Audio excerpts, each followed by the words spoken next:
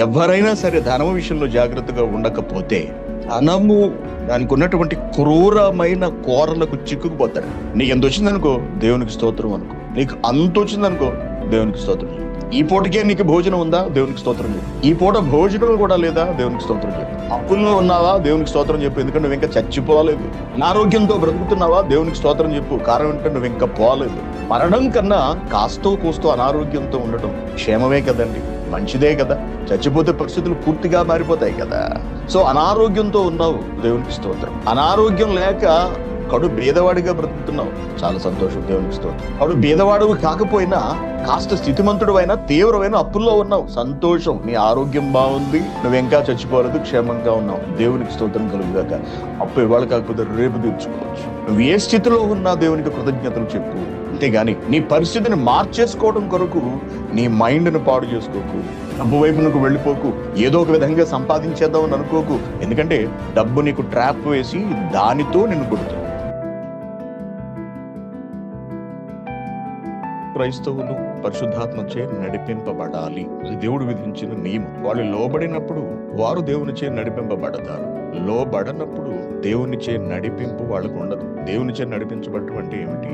కొత్త నిబంధన ద్వారా తండ్రి అయిన దేవుడు క్రీస్తు ద్వారా అలాగే క్రీస్తును చూపిస్తూ చెప్పబడిన వాటిని అన్నిటినీ కూడా ప్రతి క్రైస్తవుడు తన జీవితంలో పాటిస్తూ ఉండాలి, పాటిస్తూ బ్రతుకుతూ ఉండాలి.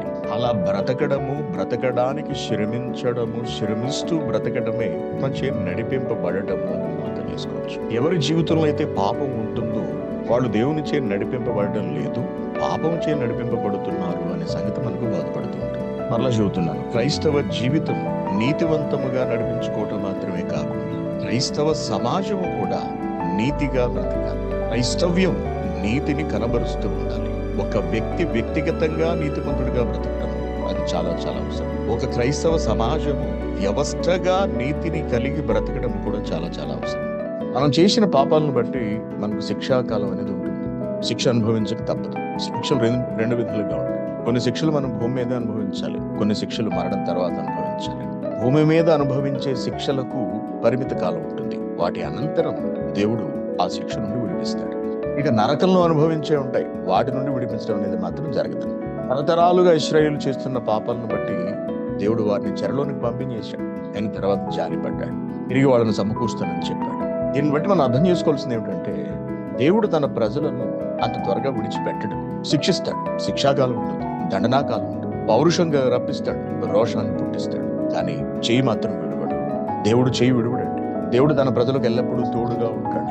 భవిష్యత్తులో కూడా ప్రపంచానికి దేవుని తోడు ఉంటుంది. దేవుడు ఎప్పుడు తన ప్రజల పక్షాన నిలబడతాడు. తప్పు చేస్తే మాత్రం శిక్షిస్తాడు. శిక్షను అనుభవిస్తూ కన్నీరు పెడితే దేవుడు జాలి పడతాడు, తిరిగి వాళ్ళ కొరకు ఆలోచిస్తాడు. అది దేవుని మనస్తత్వం అండి. ఆయన జాలి కలిగిన దేవుడు ఎప్పుడూ శిక్షించడు. ఒకవేళ శిక్ష విధించిన శిక్షలో ఉండగా కనుక మారు మనసు పొంది క్షమాపణ వేడుకుంటే శిక్షాకాలాన్ని ఆయన తగ్గిస్తాడు, రద్దు చేస్తాడు కూడా అవసరమైతే.